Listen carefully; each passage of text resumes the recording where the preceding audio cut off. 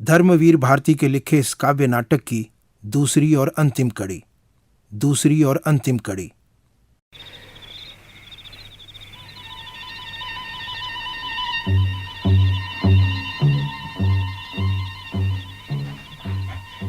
ये ध्वनि कैसी हुई? कौन है पेड़ों पर? ये उलूक है। कैसी भयानक ये आंखें चमकती हैं, पंजे निकाले हुए बार बार क्यों ये फैला रहा है? क्या है अश्वत्थामा? चुप रहो मातुल। वो देखो, वो उलूक टूट पड़ा सोए हुए कौओं पर। ओह, उस अकेले उलूक ने पंख काट डाले सब कौओं के। उठाओ कृपाचार्य, वो देखो लखपत दो कौवे उधर लुढ़क गए। वस्त्र सब समेटो, रक्त टपक रहा है। मिल गया मातुल, मुझे मिल गया। क्या मिल गया वत्स? मातुल, सत्य मिल गया। बर्बर अश्वत्थामा को। ऐसे ही टूट पड़ूंगा मैं पांडव गढ़ पर। कहां जा रहे हो तुम? पांडव शिविर की ओर। नींद में अचेत पड़े होंगे सब पांडव गढ़।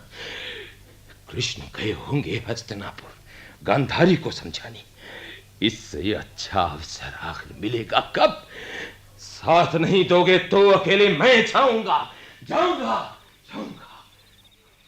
चलो कृतवर्मा, ये सेनापति का आदेश है।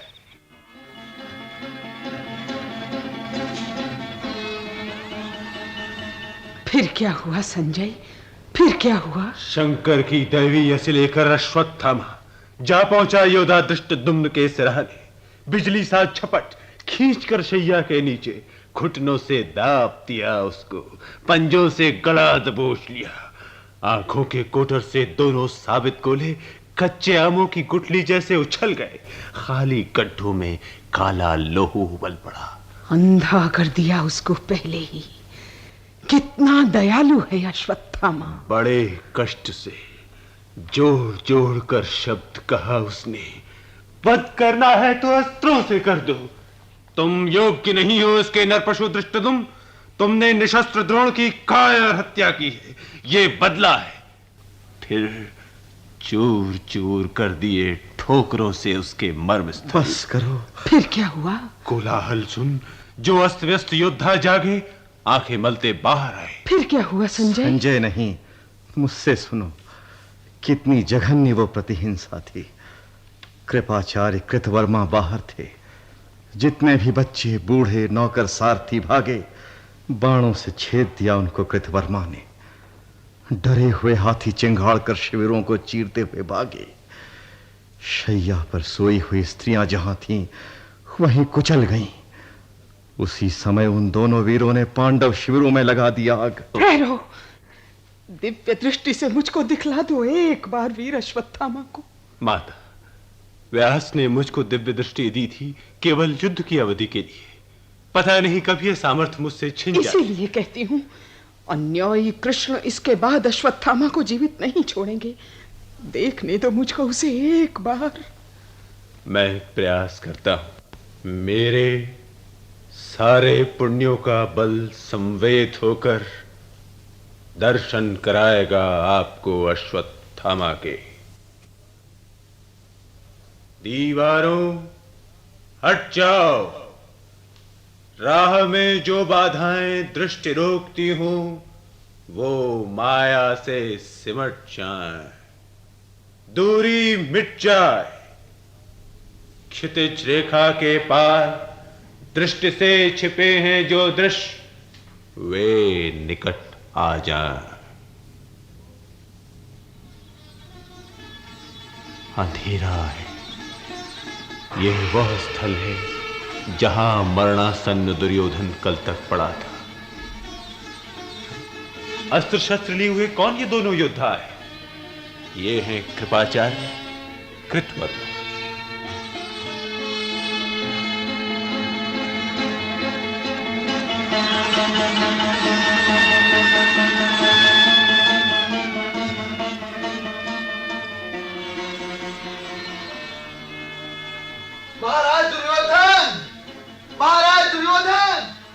कृतवर्मा, ज्योति बाण फेंको। कुछ तिमिर घटे। वे महाराज, निश्चय ही अर्थवृत्त दुर्योधन को खींच ले गए हैं हिंसक पशु उस झाड़ी में। जीवित हैं अभी। होंठ हिलते से लगते हैं। ठहरो, मैं देता हूं ये समाचार। महाराज, महाराज, सेनापति अश्वत्थामा ने ध्वस्त कर दिया है पूरे पांडव शिविर को। आज शेष नहीं बचा एक भी योद्धा। महाराज के मुख पर अब असंतोष की झलक आई। पलकें भी खोल ली। ढूंढ रहे हैं किसे? शायद अश्वत्थामा को। महाराज, महाराज, आपका अश्वत्थामा आ गया। हाथ उठा सकते नहीं, एक बार दृष्टि उठाकर ही दे दें आशीष से। नहीं स्वामी, नहीं। मैं अब भी अनाधिकारी हूं। मैंने प्रतिशोध ले लिया है धृष्टद्युम्न से पिता की पाप हत्या का, किंतु अब भी आपका प्रतिशोध नहीं ले पाया। शेष है अभी भी सुरक्षित है उत्तराज जन्म देगी जो पांडव उत्तराधिकारी को। किंतु स्वामी, अपना कार्य पूरा करूंगा मैं। सूर्यलोक में जब द्रोण से मिले हैं आप, कहीं किससे कहते हो अश्वत्थामा? किससे कहते हो? महाराज नहीं रहे, ज्योति बुझ गई।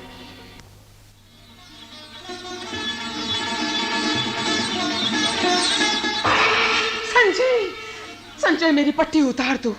देखूंगी मैं अश्वत्थामा को, वज्र बना दूंगी उसके तन को। संजय, लो, मैंने पट्टी उतार फेंकी। कहाँ है अश्वत्थामा? ये क्या हुआ माता? अब तक जो दिव्य दृष्टि से था मैं देख रहा, सहसा उस पर एक पर्दा सा छा गया। जल्दी करो, आंसू न खिराएं। दीवारों हट जाओ, दीवारों हट जाओ। माता, माता, मेरी दिव्य दृष्टि को क्या हो गया आज? दीवारों, दीवारों! आंखें नहीं खुलती हैं। अंधों को सत्य दिखाने में क्या मुझको भी अंधा ही होना है? संजय, तुमको देख नहीं पड़ता क्या? वन या दुर्योधन? नहीं विदुर, केवल दीवारें, दीवारें, दीवारें। सब समाप्त होने की जैसे यही एक बेला है। 18 दिनों का लोमहर्षक संग्राम ये मुझको दृष्टि देकर और लेकर चला गया। चलो माता, महाराज को बुला लो। माता, उठो, छोड़ो हस्तिनापुर को, चलकर संस्कार करो अपने कुटुंबियों का। सब परिजनों से कह दो आज ही करेंगे प्रस्थान युद्ध भूमि को। ये युत्सु, तुम भी चलो। जिसने किया हो खुद वध, उसकी अंजलि का तर्पण स्वीकार किसे होगा भला? वे छोड़ चले कौरव नगरी को निर्जन, करने अपने 100 पुत्रों का तर्पण। आगे रथ पर कौरव विधवाओं को ले, है चली जा चुकी कौरव सेना सारी। पीछे पैदल आते हैं शीश झुकाए, धृतराष्ट्र, युयुत्सु, विदुर, संजय, गांधारी।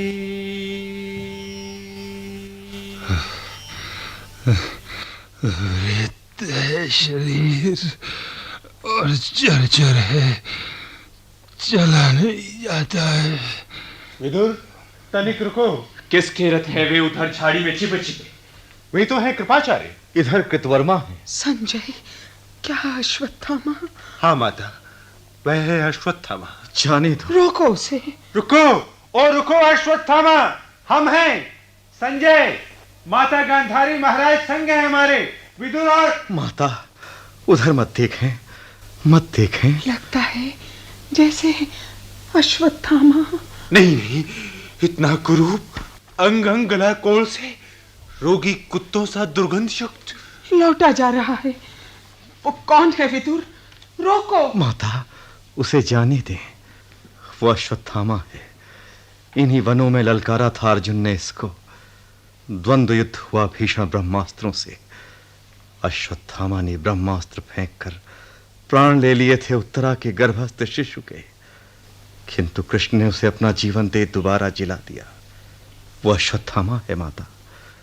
दंड उसे दिया है भ्रूण हत्या का कृष्ण ने।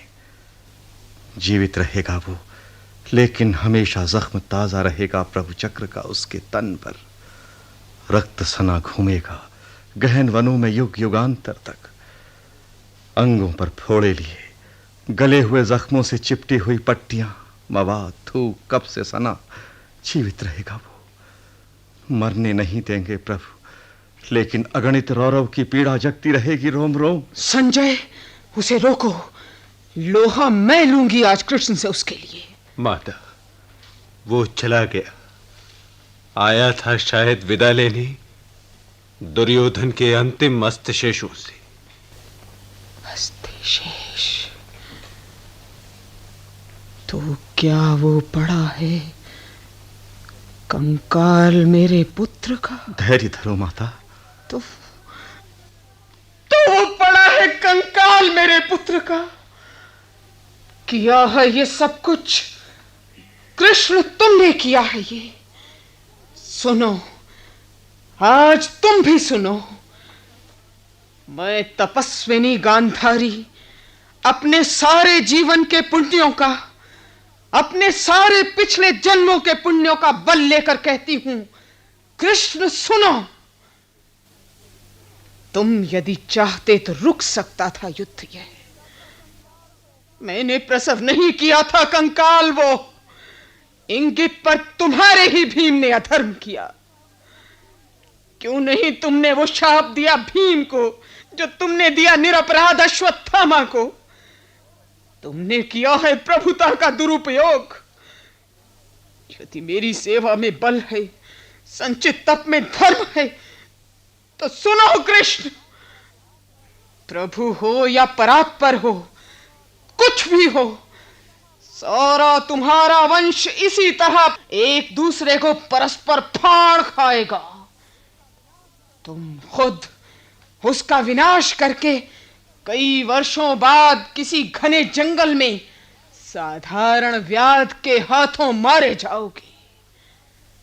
प्रभु हो, पर मारे जाओगे पशुओं की तरह।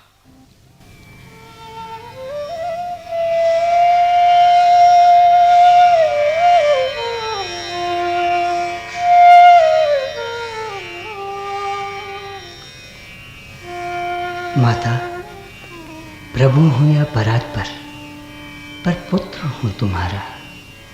तुम माता हो। मैंने अर्जुन से कहा, सारे तुम्हारे कर्मों का पाप, पुण्य, योग, क्षेम मैं वहन करूंगा अपने कंधों पर। 18 दिनों के इस भीषण संग्राम में कोई नहीं, केवल मैं ही मरा हूं करोड़ों बार। जितनी बार जो भी सैनिक धराशायी हुआ, कोई नहीं था, वो मैं ही था। गिरता था घायल होकर जो रणभूमि में।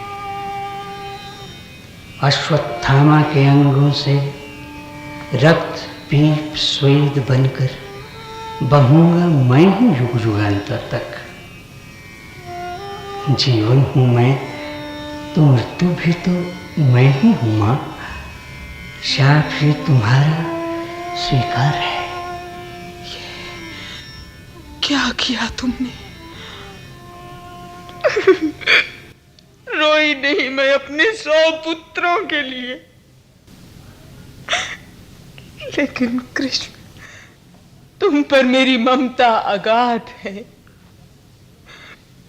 कर देते शाप ये मेरा तुम अस्वीकार, तो क्या मुझे दुख होता? मैं थी निराश, मैं कटु थी, पुत्रहीना थी। ऐसा मत कहो माता। जब तक मैं जीवित हूं पुत्रहीना नहीं हो तुम। प्रभु हूं या परात्पर, पर पुत्र हूं तुम्हारा। तुम माता हो। मैंने क्या किया विदुर, मैंने क्या किया, मैंने क्या? स्वीकार किया यह शाप कृष्ण ने जिस क्षण से, उस क्षण से ज्योति सितारों की पड़ गई मंद। दिन हफ्ते मास बरस बीते, ब्रह्मास्त्रों से झुलसी धरती। यद्यपि हो आई हरी भरी, अभिषेक युधिष्ठिर का संपन्न हुआ। फिर से पर पा न सकी खोई शोभा कौरव नगरी। थे एक युधिष्ठिर जिनके चिंतित माथे पर थे लदे हुए भावी युग के विकृत सपने। ऐसे भयानक महायुद्ध को अर्धसत्य, रक्तपात, हिंसा से जीतकर अपने को बिल्कुल हारा थका हुआ अनुभव करना, यह भी यातना है। जिनके लिए युद्ध किया है उनको यह पाना कि वे सब कुटुंबी अज्ञानी हैं, जड़ हैं, दुर्विनीत हैं या जर्जर हैं। शायद फिर भीम ने किसी का अपमान किया।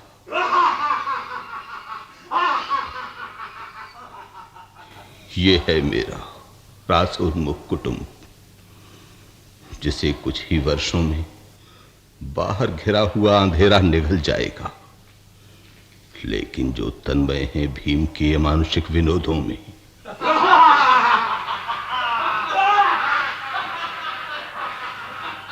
महाराज, अब हो चला है असहनीय। कैसे रुकेगा विद्रूप ये भीम का? अब क्या हुआ विदुर? वही प्रतिदिन की भांति आज भी योत्सु का अपमान किया भीम ने, और सबने उसके गूंगेपन का आनंद लिया। भोगी है उसने ही यातना, अपने ही बंधुजनों के विरुद्ध जीवन का दांव लगा देना, पर अंत में विश्वास टूट जाना, लांछन पाना, और वो भी न कर पाना किया जो नरपश्व अश्वत्थामा ने। ये क्या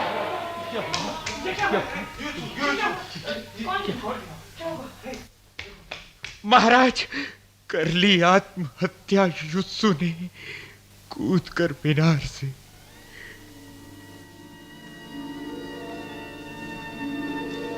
ये थी नियति युधिष्ठिर के राज्य में युत्सु की। अटल रहा जो निज धर्म पर। मुक्ति मिल जाती है सबको कभी न कभी, किंतु जिसने कभी चेष्टा भी की है आत्मघात की, अंधियारे लोकों में अंधा होकर वो भटकता है युग युग तक। कुछ अभी भी प्राण शेष है युयुत्स में, जाओ उसे देखो विदुर। रक्त ने युयुत्स की लिख जो दिया है इन महलों की भूमि पर, समझ नहीं पाता है कोई भी उसे आज। आत्मघात ही होगा अंतिम लक्ष्य मानव का। महाराज, नहीं नहीं, सुनो विदुर, दे दो किसी को यह राजपाट, मुझको हिमालय के शिखरों पर जाकर गल जाने दो।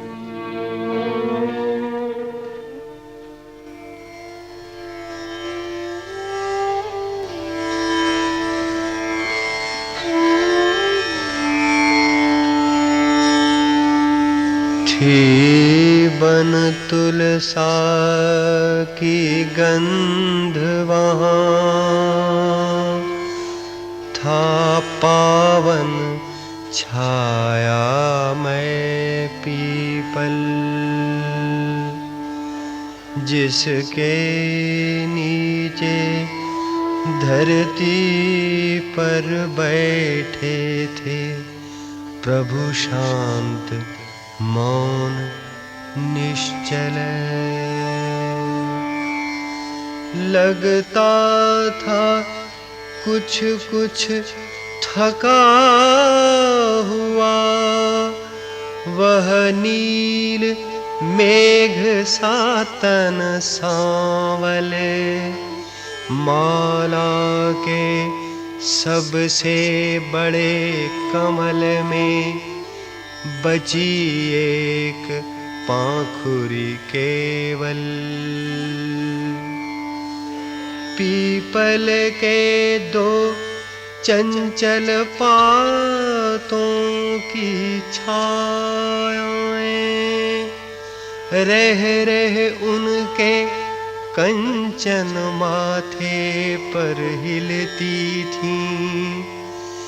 वे पलकें दोनों तंद्रालस थीं, अधखुल थीं, जो नील कमल की पाखुरियों सी खिलती थीं। अपनी दाहिनी जांघ पर रख मृग के मुख जैसा बायां पग टिक गए तने से ले उसास।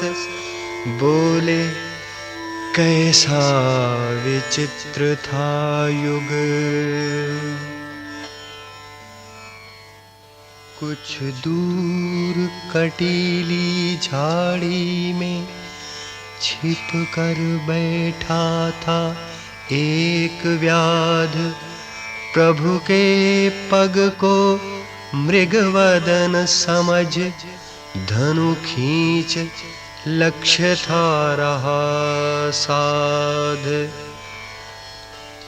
उस ओर भटकता पीड़ाकुल अश्वत्थामा, इस ओर घिसटता आता था बूढ़ा संजय।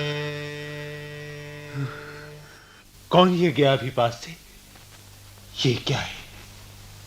चिन्ह घायल पांवों का। क्या अश्वत्थामा था? ओह,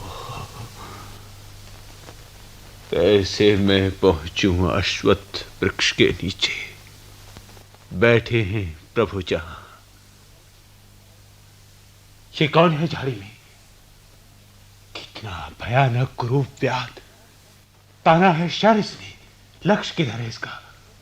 ओह, ये तो तना है प्रभु की ही ओर। ओह, ये क्या हो रहा है मेरे सम्मुख?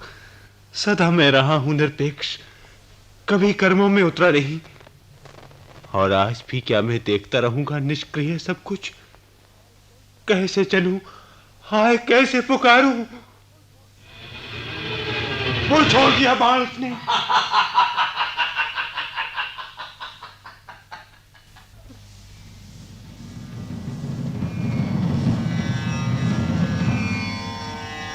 बुझ गए सभी नक्षत्र, छा गया तिमिर गहन।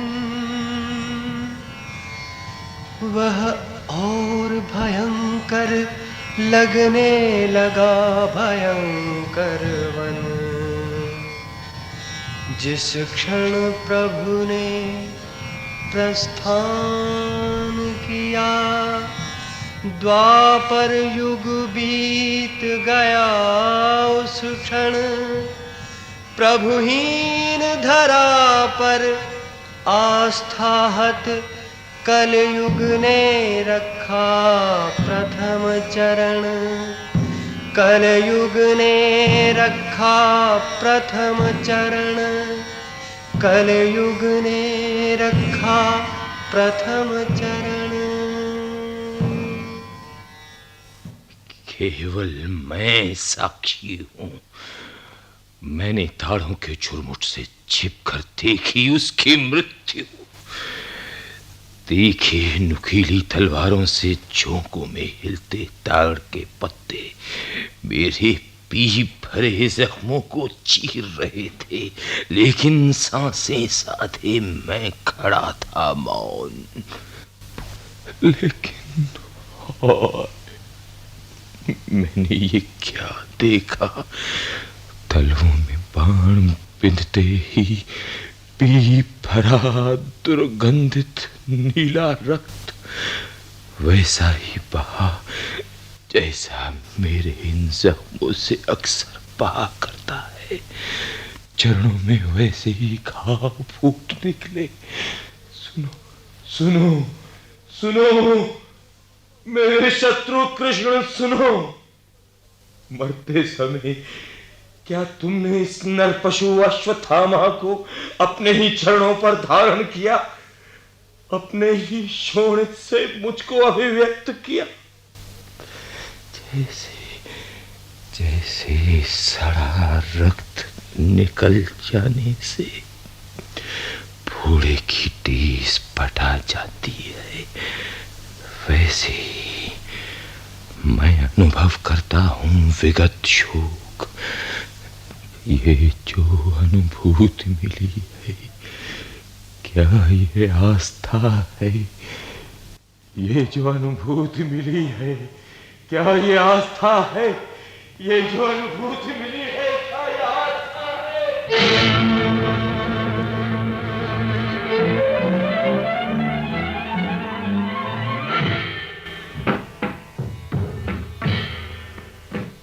उस दिन जो अंधा युग अवतरित हुआ जग पर, बीतता नहीं वो रह रह कर दोहराता है। हर क्षण होती है प्रभु की मृत्यु कहीं न कहीं, हर क्षण अंधियारा गहरा होता जाता है। हम सबके मन में गहरा उतर गया है युग। अंधियारा है, अश्वत्थामा है, संजय है दास वृत्ति उन दोनों वृद्ध प्रहरियों की। अंधा संशय है, लज्जाजनक पराजय है, पर एक तत्व है बीज रूप स्थित मन में, साहस में, स्वतंत्रता में, नूतन सर्जन में। वे है निरपेक्ष उतरता है पर जीवन में, दायित्व युक्त मर्यादित मुक्त आचरण में। उतना जो अंश हमारे मन का है, वो अर्ध सत्य से, ब्रह्मास्त्रों के भय से मानव भविष्य को हरदम रहे बचाता, अंधे संशय दास्ता पराजय से।